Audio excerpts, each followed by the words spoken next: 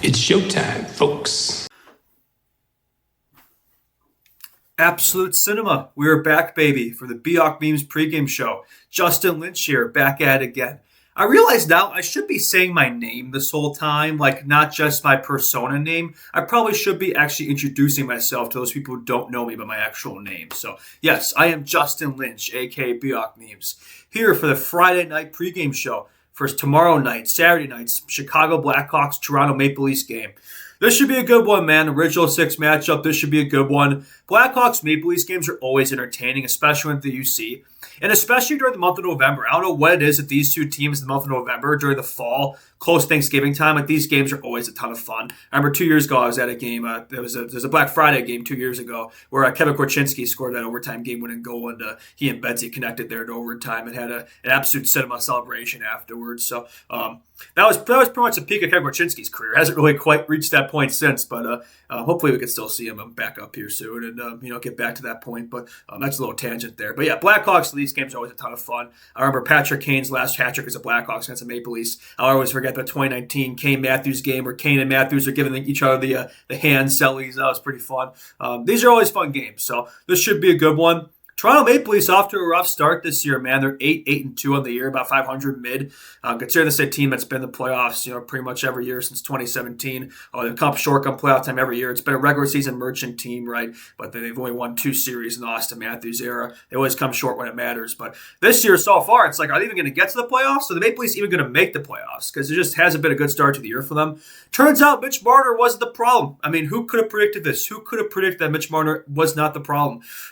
In fact, Austin Matthews' production's kind of fallen off a cliff without Marner. Only 9 goals and 5 assists or 14 points, 17 games for Matthews this year. So no more Mitch Marner. His sidekick's gone. The production hasn't quite been there. And when he's not there right now, Matthews is out for an injury right now. So Leafs squad's pretty banged up. So hopefully that's something the Hawks take advantage of in this matchup. A banged up Leafs squad haven't been playing well. And the Blackhawks back at home there. They're going to want to make up for Wednesday's loss against the Devils, so should have a bad taste in their mouths. And yeah, I think I think a lot of reasons to be optimistic heading into this. Well, the Hawks are pretty banged up too. We'll get into it, but yeah, Leafs 8-2, Blackhawks 8-5-4, 20 points in the year, just about a playoff spot right now. The Leafs, I believe, they're outside a playoff spot right now, 8-2. It's been a rough start for them, as I said.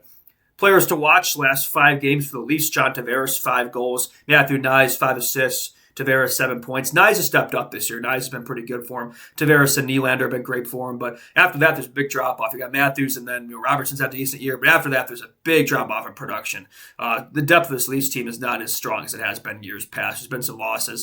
This is a team that's undergone quite a change in identity the last couple of years, thanks to a few, disappointing early playoff exits, and so far it doesn't look like the fix is there. And frankly, there hasn't been many positives on this team so far. It's very top heavy offensive production, not a lot of depth. The defense has been abysmal. The defense has not been there whatsoever, and they got good goaltending last year. It hasn't been there this year. They are getting Joseph Wall back. He's been out this year. They are getting him back, so that could hopefully be a boost for them, because Stolarz is having the season he had last year. So that's a little tangent there. But for the Blackhawks, players to watch last 5 games: Tyler Bertuzzi 6 goals. Connor Bedard, 7 assists, 11 points for Bedard his last 5 games. He is currently riding a 9-game point streak, and he has 19 points in those 9 games.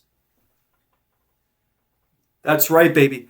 Bedard has Jonathan Toews points his last 9 games. That's absolutely unreal, man. I thought I wore out the Toews shirt today. Always like wearing the shirt, the C on it. I feel like it gives you a little extra aura. We're gonna be seeing Bedard wearing that C pretty soon, I reckon. I think next year we'll see Bedard wearing that C. We'll see about that. And the Nazar flash at the A's probably, but that's a discussion for another time. But yeah, getting back to the matchup here. Last 10 games, pretty similar records. Leafs are 5-4-1. Most recently lost in overtime. Blackhawks 5-3-2, and we're also riding an overtime loss. So pretty similar records for both teams over the last 10, although 2 teams in vastly different situations with vastly different expectations. The Leafs went to this year expected to be a cup contender. Right now, they're not even a playoff team. Meanwhile, the Hawks were expected to be a Gavin McKenna contender, and right now they're a playoff team. So again, we'll see how long these runs can last for these respective teams, which one's more sustainable. But yeah, obviously it's been a surprising start to the year for the Hawks in a good way. And the fact that we're in November, we're approaching Thanksgiving, this team's still in a playoff spot is promising. We got a couple weeks to go yet. We're only halfway through, close to halfway through November. But if this team can get through this month, in one piece, around 500 and keep pushing here, like we get to December and we're still in a playoff spot. Like I think it's for real, man. Like I think it's that's a run that can be sustainable. So I know there's a lot of metrics of this team in terms of PDO and puck luck that suggest that eventually we're going to fall off a cliff here. I know the goaltending we've gotten has been, far above, league standards, and obviously Bedard's been riding it high, but I don't see why it can't continue, honestly. We'll see, right? We'll see, but the fact they got that road trip unscathed and back at home now, I think a lot of reasons to be optimistic for this Blackhawks team. But yeah, some more metrics leading into this one.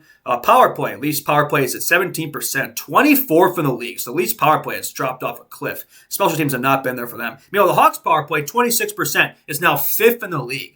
That's the Bedard-Bertuzzi connection on full steam ahead right there. Probably one of the more impressive power play connections we saw last game with Bedard. This goal on Markstrom where he was swimming out of his crease like a fish. The movement of the Hawks power play has been great lately. They've been moving the puck around really nicely. You can tell the systems are starting to work out there. It took them some time to adjust to it. Blash O'Brien, a new system. It took some time for the team to adjust, but they've definitely adjusted to it now. It's been looking really good. The special team's been good for this team. Penalty kill, least penalty kill is 78.2%, which is 19th in the league. Hawks penalty kill is 84.1, which is 8th. So 2 top 10 special teams, very good stuff for the Hawks. Penalty kill has been great. That's the Ilya Mikheyev effect right there. And then goals for per game. The Leafs have not had a problem scoring goals. The offense has been good. 3.61, 4th in the league. Like I said, they have a good group of core guys there, right? The core production they got from guys like Nylander, Tavares, Matthews, those guys like that. Nice, they've got a decent core group up there, but. So yeah, the scoring's been solid, but the defense has not been there. The Leafs have allowed 3.83 goals allowed per game. That's 32nd in the league. The Leafs have allowed the most goals per game in the National Hockey League, which goes to show how bad their defense has been. Not just from the defense, but the offense. They haven't really had that much support, back there on defense. They're putting pucks in the net, but they're not providing a ton of support on the back end to a defense that needs it. Because frankly, after Morgan Rielly, there's not much going on back there on the Leafs defense. Hawks goals for per game is 3.29, 10th in the league, so top 10 goal production. And then 2.59 goals against, it's 4th, which is Hawks 4th versus 32nd against the Leafs in goals allowed. Who would have seen that coming? So again, that's a Spencer Knight effect right there. The Hawks' young defense has passed the test so far. There's been some growing pains with this Hawks defense, but they've passed the test so far. I think they're holding their own. And I think the Hawks have a decent crop of forwards who are able to provide support on the back end too, which is important. So, you need players that can play both ways, both positions, and to the best of their abilities. So, and then some line combinations in this one. Some line combos. Here we go. Let me pull them up real quick. The Leafs last lines they ran, they got Matthew Nyes, John Tavares, William Nylander in line 1. So a very strong first line. Matthews with him out, that's their Leafs top line. So got to deal with Austin Matthews' absence. But hey, those 3 have been their top 3 offensive performers so far. Nyes, Tavares, Nylander have all been well above point per game. So that's a strong line up front. But after that, it drops off a cliff because that's the majority of their production right there in the first line. So they're not really spreading out the wealth of this lineup. Line 2, we got Nick Robertson, brother of Jason Robertson. Blackhawks legend Max Domi and Bobby McMahon. Then they got Joshua, Raw, McKelly. All those guys are new over the offseason they brought in. At least brought in a lot of secondary scorers, secondary depth help over the offseason to try to make up for the loss of Mitch Marner. But it turns out just bring on 4 mid players isn't going to make up for losing one of the best players in the game. This isn't Moneyball. The Leafs tried to Moneyball it with the loss of Mitch Marner, and clearly it's not working out. It's not working out for the Leafs whatsoever. Mitch Marner's production, that's a guy you just can't replace. You can't replace Mitch Marner. So, say what you will about him come playoff time. That's a guy, whose talent is undeniable. He's looking pretty good at the Vegas Golden Knights right now. That team's rolling. So, the chemistry he's got with Jack Eichel has already been more impressive than he had with Matthews. So, that's a loss for the Leafs. They haven't been able to fill yet, and it shows. Then their fourth line, they got Sammy Blais, Steven Lorenz, and Cale Yarncroke. Callie Yarncroke, as Marshawn Lynch would say. I believe that was Marshawn Lynch who, I remember when he was introducing him to Seattle Kraken. Callie Yarncroke. That brother has no idea who that is. But, yeah, that's at least forward core. Got solid offense. Again, without Matthews, it's definitely a big hole there to fill for sure. But yeah, still, it's a decent offense. The defense is where it falls off the tracks. The wheels fall off the tracks here. Got Morgan Rielly, solid, top pair defenseman. Then Brendan Carlos, Simone Benoit, Jake McCabe, Blackhawks legends. A few Blackhawks legends on this team. Then Mermis and OEL, Oliver Ekman Larson. So yeah, not exactly a decor that strikes fear in the hearts of the opposition whatsoever. It's just not a strong defense, and it shows a big reason why they're 32nd in the league right now. Goals allowed per game. And then goaltending hasn't been there either. Stollar's out right now of an injury, I believe. They are getting Wall back, but yeah, so right now they got Wall and Hildeby to rely on a net, So yeah, the goaltending hasn't quite been there either. So when you're not getting the goaltending, you're not getting the defense, and you're relying on about 4 guys for your offensive production. It's not exactly a recipe for long-term success. So we'll see if the Leafs can snap out of it, right? They'll probably still make the playoffs this year, but I definitely don't think this is a cup team. I don't think this is a cup team whatsoever. In fact, I think they've gotten quite a bit worse. I think this is a downgrade. So I don't think this is a team that they make the playoffs where they just suddenly figure out in the playoffs. I don't think that's going to change this year. So if they even do, the Atlantic Division's tough, man. The way it is right now, I could see them missing out this year. I think they'll still make it, but I don't think they're going to be a serious contender, which they haven't been lately. I don't think it's going to change at this squad. Blackhawks lines they're running in practice. They were running Nazar with Bedard on the top line. Burakovsky's drawing back in. He should be ready to go next game. Nazar's a game-time decision. We don't know yet. Nazar's going to play tomorrow, but he's a game-time decision. And they got Tavo, Green, Mikheyev on line 2. Moore, Donato, Doc on line 3. Slager, Foligno, Lafferty. Bertuzzi sat out practice. I don't know if it's just maintenance or if he's dealing with something, but it sounds like he could be a game-time decision. So we get Burakovsky back, and then we lose Burt. So I don't know what it is that the Hawks are playing musical chairs right now with who's out, who's the token forward out of an injury. So the first time this year we really had to deal with that. It's been a pretty healthy team so far, but yeah, this time of year right now, second month of the year, and we're starting to deal with some injuries, some banged up players. So not ideal, but it's hockey. It's the way it is. You got to deal with it. So I'm sure we'll run the course there and get through this, but not ideal. Not ideal.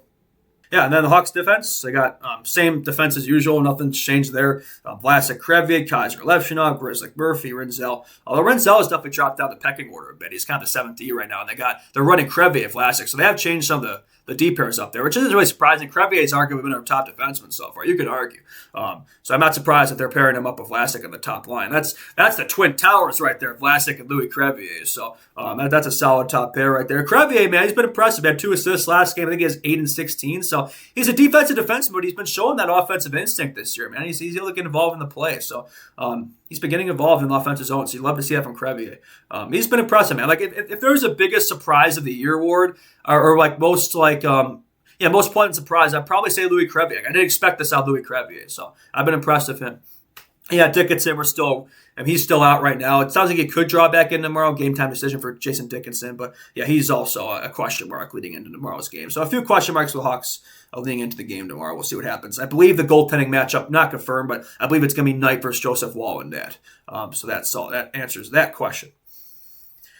All right, I believe that leaves score prediction for this game. Score prediction.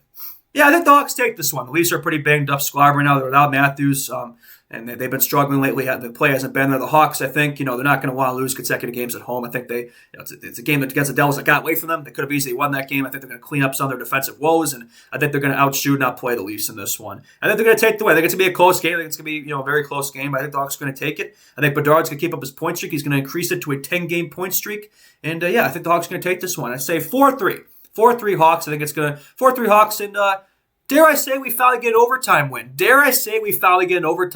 Hawks have struggled overtime this year. I mean, that was very evident in the last game against the Devils. We were like, everybody was like, their chickens running around with their heads cut off out there in that overtime against the Devils. But I think this is going to be a close game. I think it's going to go past 60. I think the Hawks are going to get that first overtime win. And, but nice to see a first goal in this one. How about Artie Levchinov? Artie Part, waiting on Artie Part to drop his first career goal. But nice to see that happen in this game. I think that'd be pretty nice. Maybe for the winner. I don't know. We'll see. But yeah, the Hawks take this one 4-3. I think it's going to be a fun game. They're always fun. Saturday night, original 6 matchup, Hawks, Leafs. It should be a fun one. So, but yeah, one I think the Hawks should take. And then that would improve them to what? 9, 5, and 4 in the year, I believe. So, yeah, I'd love to see that.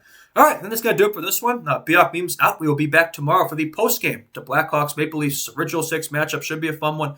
And thank you all, before I go, thank you all so much for the support. I believe we're at 631 subs times recording, so really appreciate that a lot. Like this video around, share it around friends. And subscribe if you haven't already. Really appreciate that a ton. It means the world to me. All right, thank you all so much, and we will see you all in the next one. Bye-bye. Biak Memes out. Justin Lynch out. Boop.